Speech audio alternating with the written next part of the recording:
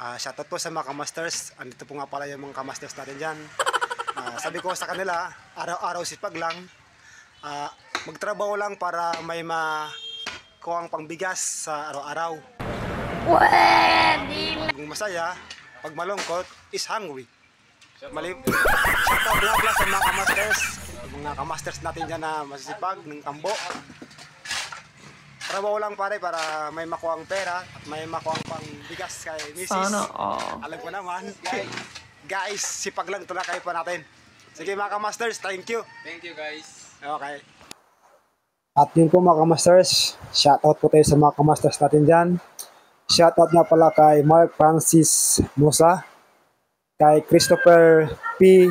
Gobe Tope, shoutout. At kay Omar Pitis, shoutout sa iyo pare. At kay Nimpa Nabal, shoutout po sa iyo ma'am. At kay Daily Diary, shoutout doon po sa iyo ma'am. At kay Conde Eric, shoutout sa iyo parang Eric.